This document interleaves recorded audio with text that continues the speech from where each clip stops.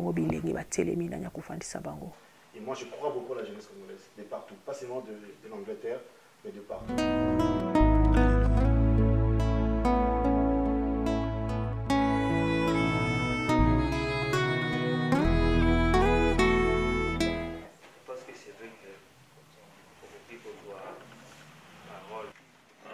Hi, my name is Cedric McKendy, and today's meeting, I called out for this meeting because of the youth, the Congolese youth mainly, and the arrest of the other youths that's out here in England. Basically, the past couple of months and the past few years that's gone back, a few of our youth, our young youth, been losing their lives on whatever reason that happened. But we're trying to call up to the youth to join our movements of what we're doing here.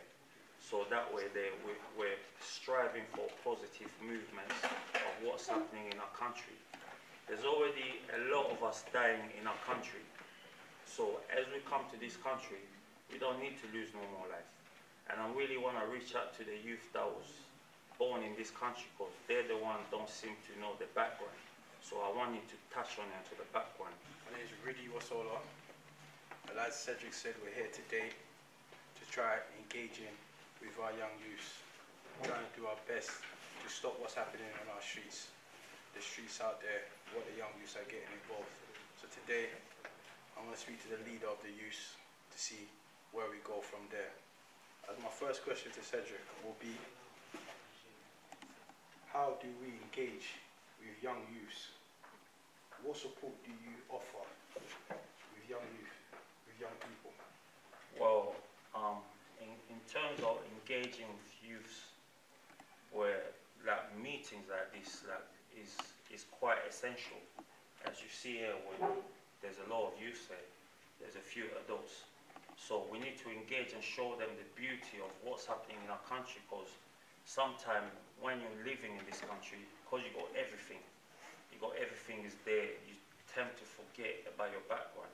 And our country is beautiful, there's so much thing happening there, but it's just at this precise moment of what's going on in our country, we can't yet get a hold of it. So what I would say to them, I'm looking to set them a goals, to look into, to engage in what's happening in the country, because here, everything is already here. In our country, there's a few things there, but we can use their knowledge on what they gathered from this country and take it back to their homeland and progress in that.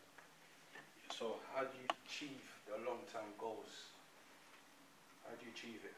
What we're looking to do to achieve the long-term goals is like, as I said before, having meetings like this and having certain things, leaflets, going out there to tell people about what's happening with our movements here, and opening up doors and start doing things that we've never done before, such as like, I can say like sports. Some youth might like sports, we might have to engage in sports and just do something where we can all link up and relate to it. That's brilliant. So what step do you feel you can help people to follow up Arigo? The steps is quite easy really, because as we all know as youths, we all go like things that happened in the past, like we all go things that we've done in the past. So we can use that, because we all been in trouble in some sort of way, you know what I mean? So we can use our past experience and generate it to the future and open up the mind, because most of the youth at home, they feel some type of way to explore what's happening in their life to their parents, because they can't really relate to the parents in such like whatever's happening on the outside and what they're doing. But we can relate to that because we've been through the learning curve. So that way there we've got something in common that we can relate with. When I look at the research, it shows a lot of population of young people from the DRC of Congo die in prison. Yeah. This year alone, 16 young youth, Congolese youth, are died in the streets of London. How can parents or yourself as a leader approach those statistics? As I said, most of these things happen because the kids can't relate. Obviously, they love the parents, but things that's happening outside of the house, the parents might not relate to it, because the parents are in a different type of culture, especially for the youth that was born in. So when you're born in, you embrace this culture, which is beautiful, but then you tend to forget and you lose your way through it. As I can speak from my own sort of experience.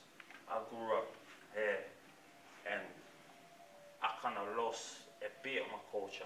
I ended up in trouble, going to prison, coming out, and things like that. So in that way, I can relate to that youth who's out there, who's in prison, who's whatnot. So I feel that they'll feel more comfortable speaking to people like us, the youth, than going to speak direct to the parents, but the parents might not understand. Yeah. As I read it, Aparigo is a big group in the whole of UK and Europe, Canada. We see there's a large amount of you on the streets. So how would you go onto the street to let them know there is a home that they can come to?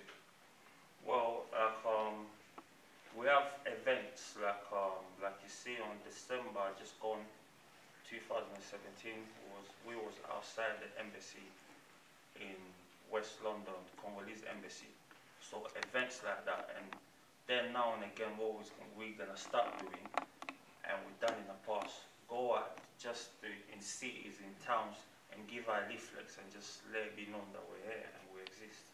How parents do you think you can engage with your son to make him feel comfortable to come and talk to you? Because I know my time to talk to my mom, to go and talk to her, I feel that I can't talk to her, so I do it myself. But as parents, how do you think you can reach out to your son to come to you and talk to you? Taki parents ozo kokanisa ndenge nini mpona mwana na yo koparle ayosolola na yo na makambo ya Congo mpe na makambo ya pareko. Donc ou bien atake baparent na bandako bolobaka nini na bana na bino concernant Congo, boyebisaka bango nini na mambo ezoleka na Congo? Madame Sarayo, par rapport à sujet oyo balobi ya bajeune, c'est vrai que ndenge toye na Angleterre il faut mixer la culture. Mais ce total background ndenge le jeune a dit que des fois ils allaient ressentir on dirait sujet tabou, sujet msoko ba parenté et vice versa. Mais le problème est qu'il faut s'adapter, non, nous devons prendre tant que en Angleterre, tous aux ezaki la culture na biso za malamu, au pire a eza malamu, to mixer de façon que bana bazala équilibré. Conversation, dialogue na famille est très important. Pour mingi za makambazo vivre na balabala. Tellement que dans l'atmosphère à conversation, dialogue et zalakate, ko gardango, bazo face makamso peut-être différent, l'éducation, la culture na biso. Mais ceux qui sont ouverts, ceux qui sont là, qui que nous sommes quand même aussi en Europe et qu'il ne faut pas que non, les enfants avec les parents, les sujets tabous, comme ça, pour le baptême, encore beaucoup d'égal à égal. Ceux qui sont mixés, qui sont orientés, est-ce qu'il faut pas éviter, par exemple, ma camarade à bas d'influence, ma camarade au monde, nous allons éviter. Ce qui est au Tanga, nous avons camarade de Gol, mon corps, mais par rapport à ma camarade à Congo, par exemple, la situation au cannabis, c'est aussi important pour l'idéologie de regroupement par que nous savons que notre pays est en occupation. Mais est-ce que dans la situation peut expliquer que demain, les jeunes ne vont pas relève. Ceux qui vont côté, ce sont les enfants qui vont relève. Tant qu'on a des enfants, ils ont été au Congo. Il y a la RDC, mais même partout ailleurs dans le monde, va jouer un rôle important pour savoir que non, demain, tu vas la télé. Mais il faut qu'on faire voir. Donc, les imposteurs, ce n'est pas un des nôtres. Et que Bino Fobo Bunda, Moutouana qui est des photos récupérées, Mboka Nabiso, donc Mboka Nabiso, ça, c'est pour perdre le contrôle. Parce que Baroé Baté, Racine est important. On peut naître ici, au Botami en Angleterre. Mais les choses peuvent changer. Sauf si comme Mboka Nabiso, on va récupérer tout au Kenya, pour perdre l'identité. Danger, c'est ça qui est comme on le croit, l'esclave Amérique, pour remonter, peut-être ça qui va situation, ceux qui sont occupés, et que la génération il faut se lever. Même si au Botami British, mais ton pays, la racine, il y a Congo. Il faut Bunda, il faut se lever pour récupérer mboka na bino ndaboko ta la résistance plateforme aux ali kolobela makambo na que non autoza pour se retrouver par rapport à la situation qui se passe au Congo. Il y a imposture, il y a Hippolyte Kanambe. On est armé pour comment lutter contre l'occupation qui est au Congo. Comme on a Valentin, on a intendant logistique na Katia à Londres. Sujet où il y a des jeunes, ils sont vraiment très riches et très attirants parce que bana biso bazo kende vraiment na nzela moko et longo banité. Il faut vraiment toujours ça traîner dans nzela na rail pour les jeunes na biso n'occuper trop perdre génération future ya mboka na biso oyo tozozela. Éducation et bandi na famille, éducation familiale ezali et quand même à 3 parties, éducation familiale ezali surtout sur éducation classique ezali surtout sur éducation mususu oyo mabe oyo ezobebisa bana éducation babengi éducation diffuse. Bajene na biso bozwa mayele oyo bazokotisa bino na classe boutiliser yango bomettre yango en pratique. Eza très nécessaire pour l'avenir ya mboka na biso. Eza très nécessaire pour na pe vie na yo moko. Eza très nécessaire pour l'environnement. Eza très nécessaire pour na bandeko na mususu bozomona bazopengwa nzela. Si bokeba la 3e éducation na diffuse. Eza éducation moko mwana azokende lokotango na balabala. O wana nde ezobenda bambeli. Éducation diffuse eza malamu te. Mwana azokende za kuna professeur azate. Nyonso azotanga kuna. Nyonso azomona na nzela. Nyonso azosala kuna. Éducation les éducation mumba il faut vraiment ba parents bozwa conscience ya koyeba ke éducation moko eza na balabala. O ba benga ke éducation diffuse. La futur na sezande bango. En tout cas bozwa conscience na bino ba jeune ezonga. Boza na avenir munene. Boza ne loko futur munene oyo ba mboka na biso ezozela, famille ezozela, bat bazozela, ceux qui bozo beba na kati d'éducation les malamu te. Deuxième sujet, nous allons parler, qu'est-ce que tu as dans la situation actuelle les Kanamboka Lelo?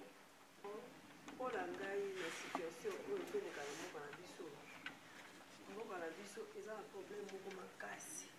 Pour résoudre yango, au moins que bana oyo baza na mboka na bato baza na mboka bazotelema po ete bakoka se manifester na bakambo ezoleka.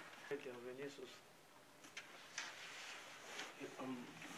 my name is Lionel Langa, and I want to speak about the youth because as a youth myself, I've been through the very troubled past, and it's not easy to stay on a straight path to go somewhere when you come from a very hard background where the people have nothing to live for or much to offer.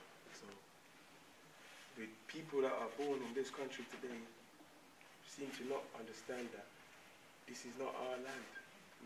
We wasn't born here. We have no rights here. We need to look at where we came from and focus there and put more energy into our own country, because we are losing it right now. We are losing the battle. The youths are getting killed over there. We come here and we're causing more trouble. It doesn't make any sense. And it's people that have nothing to do with it losing their lives as well at the same time.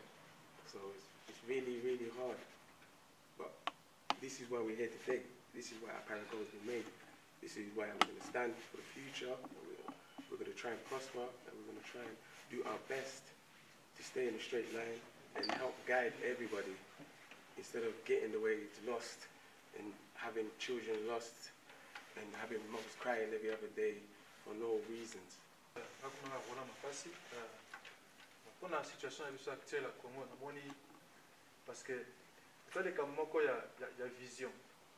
Il faut comprendre que non, mboka toujours bon ça mboka ça ok. Lorsque nous devons comprendre que non, à moins que biso moto donc se prendre en charge que tout bunda pour na mboka na tout perdre donc moto na soit il y a 10 personnes, 3 personnes. Comme la raise awareness na makambo de Congo. Donc muke bazo plus bazo conscience makambo na plus que pousser pour agir quoi. Na sentiment quoi révolte par rapport à makambo ba parti politique ya na Congo kuna.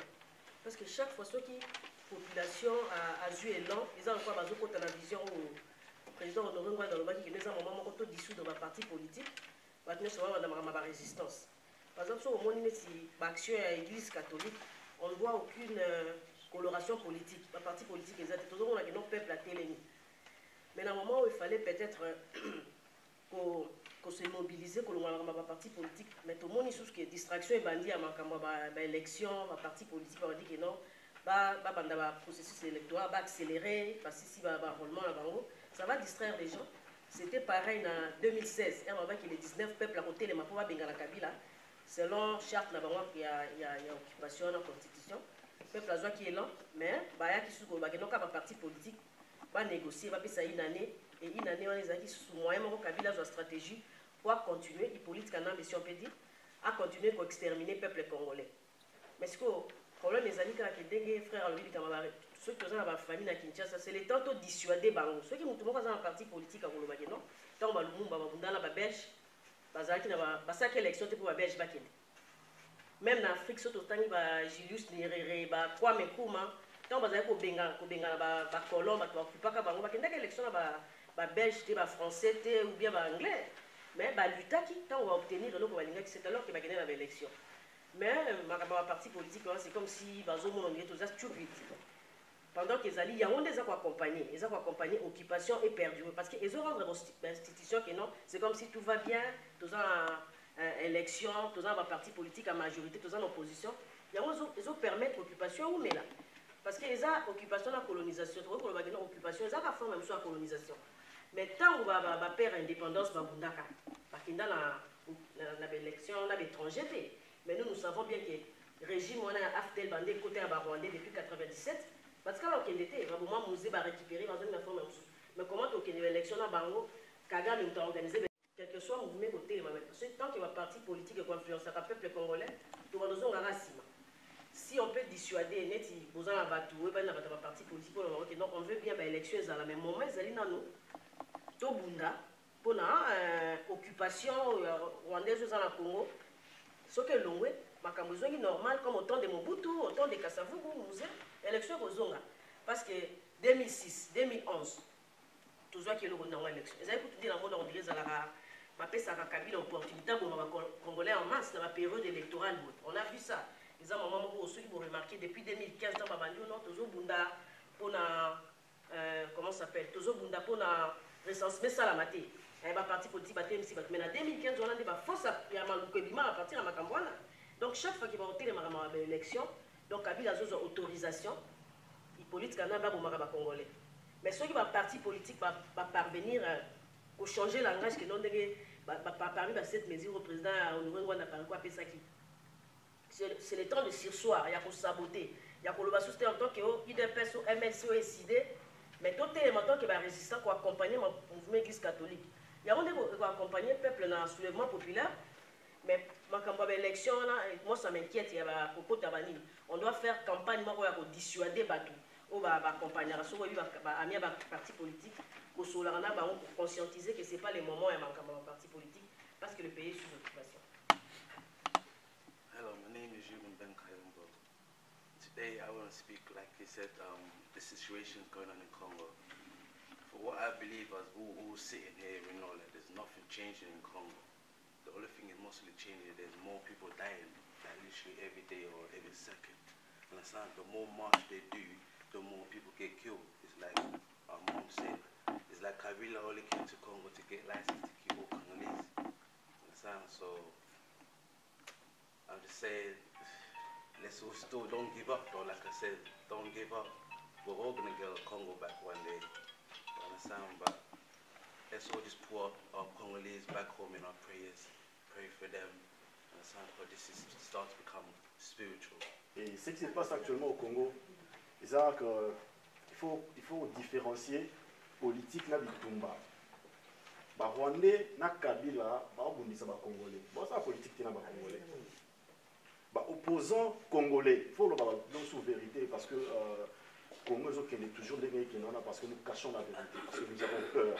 Et nous sommes dans la diaspora, on a parlé pour nous, on a accepté déjà que nous ne peut plus avoir peur. faut la vérité ndenge ezali. Les politiciens congolais bango bazo jouer jeu.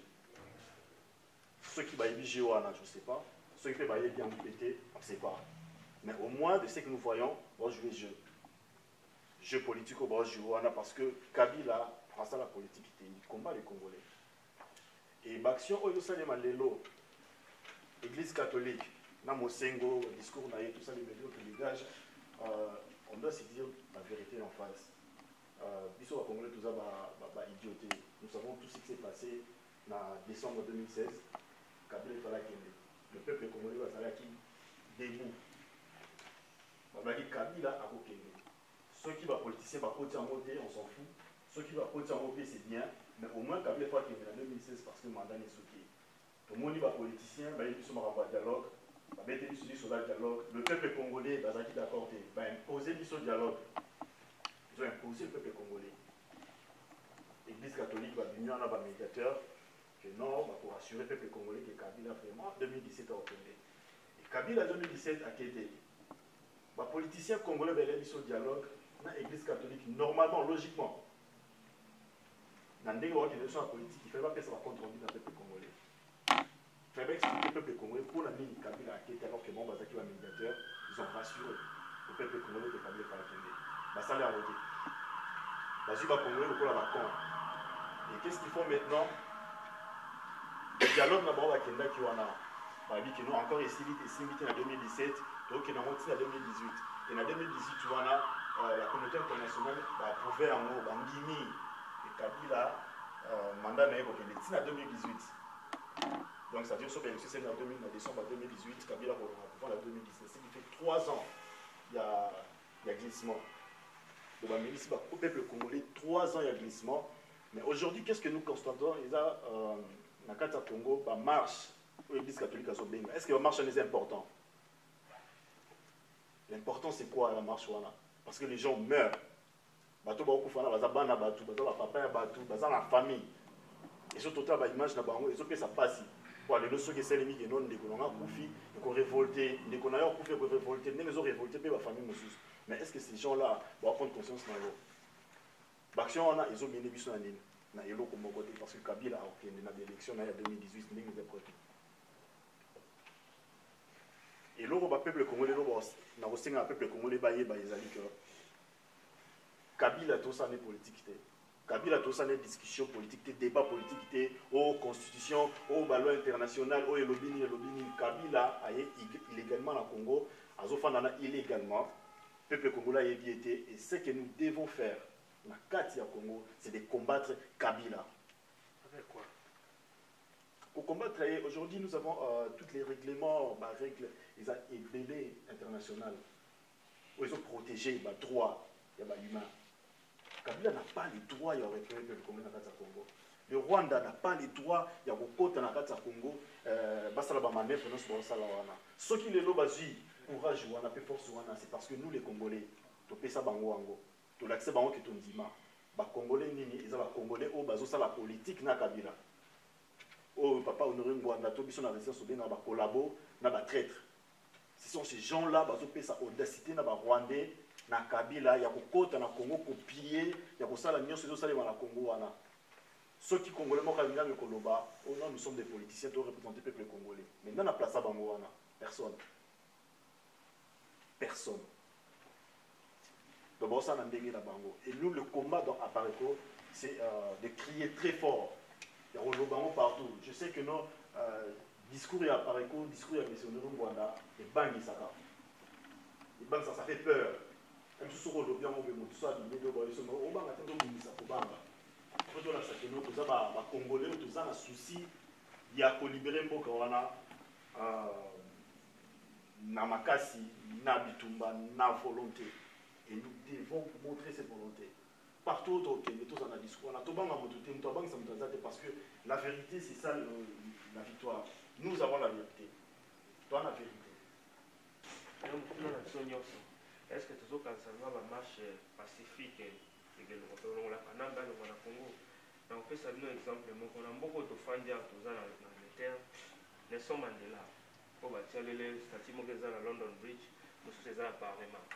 babenge na mboka o terroriste basala pe tabanda ko bundana bange na South Africa basala pe ba marche pacifique to kwa ndebiso tozo sala leo na ba Rwandais esimba kati mais tant aussi d'Africains noirs à Télémi à Simiki à Simi soit Ifunga ou bien Zeto bien ni ou bien Moulani avant ko bisa mundele anglais la South Africa anglais sala nini azonga bag azonga sima donc ba marche wana o to bande ko baza ko sala c'est bien même ba ko bima tel que ceux qui ezali ko sangana na biloko to pour Rwanda nga zana Rwanda zoboma otala ka nga zoboma omoni image moko yela nga image ya chinois wa tia congolais mbeli otala ninga tia mutumbe chinois wana azani commerçant ni aza o aza well trained vraiment botala ka image na ye azo mbeli tanga misango tia na position ni côté ni mutema wa bomombala mo le Rwandais aza wana azoboma ba congolais mais ba congolais azotala kaka bo depuis ba Rwandais pe banda ko boma ba congolais nani pe to bundana bango te nani pe to bundana bango te to nani pe to bundana bango te ma combat ke bitumba ma to nani to bundana bango te me bango bazo ko jour to ko lamuka to ko bundana bango et que ça soit kolomoko ba occuper Congo ça fait plus de 20 ans là on y mais na on y na ba Rwandais ils ont absolument one day pour que to benga na bango nyonso mais photos ala bien préparé siko natanga ki ba cette mesure ya président nongo nda pesa ki biso en tant que biso branche ya Parico London ni to ko sala na cette mesure wana to s'organiser ba yang bozawa na to s'organiser vraiment to so to za 400 600 to go make ba l'exception ba news na bango te mais au moins ba uluka ba l'exception ba to bike biso tant to bien sûr vi wana stratégie ya bien wana ke baloba ke soki olingi ostopper loko faut aussi okende place loko ne bandaki soki tolingi to stopper ba le Rwandais faut peut to stopper nenge ba travaillaka soki to bano take nenge ba travaillaka moi ba travailler ça te faut pas une solution mais nenge siko ba do travailler ba avec bato mboko ka biso te pona biso tozo na position moko ya makasi. Where we stand is very, very strong. So we must use our advantage. Our advantage is we know where all the businesses is. You know, if people need to travel to Congo, they need to get visa. If people can't go get the visa, they can't do business. So that's our main key point. Visa is very crucial to these English people, French people. Everyone needs to go get a visa to go to Congo. If we can hold the Congo, the embassy, what can they do? They're going to have to come with a solution. And we know Kabila is not going 2019. And we don't want an election. He must leave by force and get the charges that he deserves. There's no such a thing as an election. They're trying to say election. There's no election. We don't want an election. We want back our land. We want back what is right to us. To get what is right to us, we must stop everything what's coming from them. So we must start figuring out plans to making that happen by stopping that from happening. Badeko, merci mingi la dé tu na réunion le lo les acquis les 10 mars, tous les 10 mars, tous au Parico branche London. Aussi si réunion la biso, tout planifier, ma on tout ça la mois prochain, na mois o les Holanda wana na activité ni to ya ne la biso nyonso to planifier ngo déjà na bandeko nyonso yo ba ba te côté biso to ndenge ya contacter biso poto zo bandeko biso moi bazo ba oh ça fait une année naza nazo lukabino na mona rabino te 2 ans naza wana nazo lukakota Parico London eza nazo mona te to yebisa bango ka boye soko koti na website na biso ya Parico oyo nyonso okoluka eza wana contact nyonso mutu nyonso batia kombo ne wana bien numéro ne wana soko bengi numéro wana bio tindi message na email la biso eza wana ya Parico bango bakotia soko connexion na côté nyonso zali na UK ou bien na Belfast ou bien wapi. Merci mille vraiment tokutana lisusu à la prochaine. Réunion na biso ezalaki lelo mpona bayouth ndenge nini bagene na biso bala kokongo na bandeli mpona pamba epuis eze tokomi nini na kati na bokonzi na bango ya bagene na Parico monsieur Mokende ye nde akosala nini mpo bakosola na bagene wana otali so makambo ya mboka na biso ndeni mboka ezokende occupation ezali qu'est-ce qu'on peut faire mpona bagene na biso bakota na kati na makambo ya mboka na biso bayeba valeur ya mboka na biso. La réunion d'aujourd'hui, c'était on discutait par rapport à la situation actuelle en RDC, chercher des mesures, des voies et moyens pour lutter à faire partir l'occupant qui est sur place, qui tue, qui viole et puis qui vole tout. Bonsoir, bonjour. Et dépend de la RNS, bozo kazo la nangai. Le beaucoup plus pour na ba jeune na biso awa ndeni ni ba komi ba vie na bango komi moi mobulu ndeni toko ça étant que ba parents et puis to lobele sous ba stratégie toko ça ndeni toko bengana les grands rwandais au pena ba les grands rwandais donc ndeni toko longola na place biso pena na kata pareko to ba stratégie o pena ki toko lo dévoiler ngote mais to vraiment tribunal ki bangambé qui est bien on est qui toko donc ba stratégie nos États-Unis toko longola ba batnyos bazo ko combat bazo ko bundisa ko bebisa mboka na biso les grands rwandais ba ki a okende kaka linga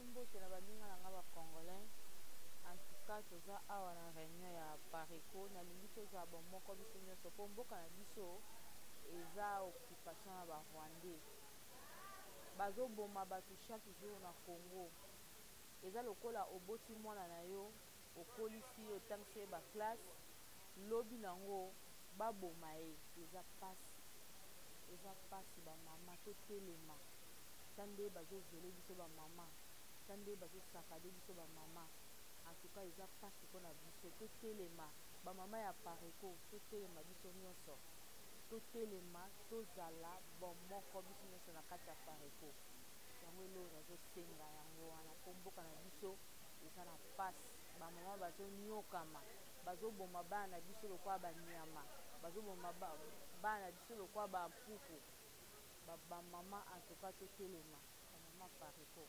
Merci. Bonsoir tout le monde, moi je m'appelle Benita. Alors aujourd'hui nous allons essayer de parler de cette mesure proposée par Papa Honoré Ngwanda de la Pareko. Tout en sachant que notre pays est occupé par les Rwandais, il est temps pour nous de nous lever, peuple congolais, en se mettant d'accord avec cette mesure proposée pour parvenir à la libération de notre pays. Bonsoir peuple congolais, je m'appelle Benita. Alors aujourd'hui j'aimerais vous parler de cette mesure proposée par notre papa Honoré Ngwanda de la Pareko, tout en sachant que notre pays est sous occupation. Il serait mieux pour nous, il est temps pour nous de nous lever, de s'investir à la libération de notre pays, la République démocratique du Congo.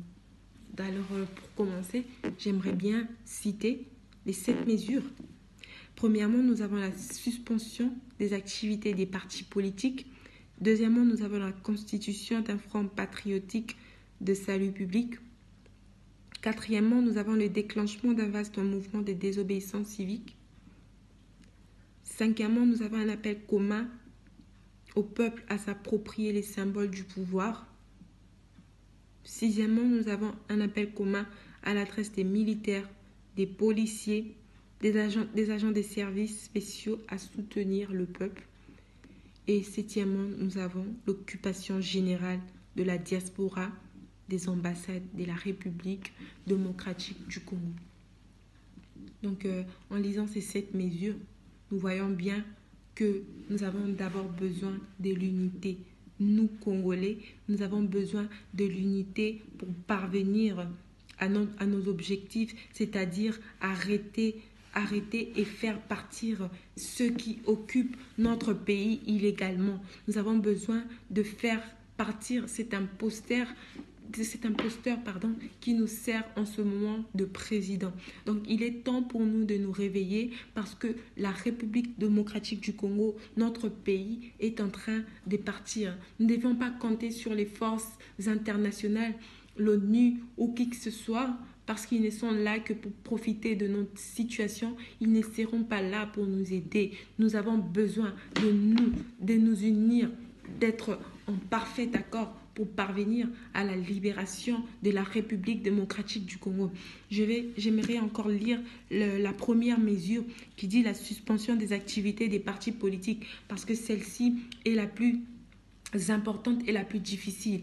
Si nous sommes déjà d'accord avec cette première mesure, automatiquement nous serions d'accord avec les 6 autres qui restent, parce que les 6 autres se ramènent toujours à la première mesure qui dit la suspension des activités des partis politiques. Oublions un peu, s'il vous plaît, qui nous sommes. Partis politiques, nous voyons les opposants, que nous soyons de l'UDPS, que nous soyons de l'MLT, qui que nous soyons, différents partis politiques, oublions nos partis politiques, mais venons, unissons-nous en tant que Congolais de la République démocratique du Congo qui veulent voir un changement, qui veulent faire partir ces occupants. Donc, deuxièmement aussi, nous voyons la constitution d'un front patriotique. Oui, nous, patriotes de la République démocratique du Congo, unissons-nous. Dans les 7 mesures, nous avons l'unité. Nous avons juste besoin d'un parfait accord. Nous avons juste besoin de nous entendre sur ces mêmes points pour y parvenir à nos objectifs, à faire partir ces occupants qui occupent illégalement notre pays. Et troisièmement, nous avons les retraits des opposants politique des institutions publiques. Oui, comme nous l'avons dit toujours, ça nous ramène toujours à la première mesure. Donc, oublions un peu, s'il vous plaît, nos partis politiques, mais agissons juste en tant que Congolais. Nous n'avons pas encore besoin des élections. Les élections en ce moment ne servent pratiquement et ne serviront pas pratiquement à rien tant que notre pays est encore occupé. Et nous n'allons pas faire des élections avec des imposteurs. Nous n'allons pas faire nos élections avec des étrangers qui sont encore dans notre pays. Notre objectif en ce moment est de les faire tous partir du territoire congolais avant de procéder aux élections. En ce moment, nous ne sommes pas encore là. Quatrièmement, nous avons le déclenchement d'un vaste mouvement de désobéissance civique. Et cinquièmement, nous avons un appel commun au peuple à s'approprier le symbole du pouvoir. Comme nous le voyons toujours, ça nous ramène toujours à la première mesure, parce que nous avons besoin d'être en accord, d'être d'accord, parce que les personnes qui marchent ensemble doivent être d'accord sur les mêmes choses pour parvenir à leurs objectifs, pour parvenir à la réussite. Et notre réussite serait que les occupants dégagent notre pays.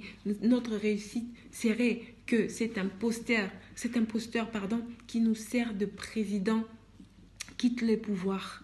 Et sixièmement, nous avons un appel commun.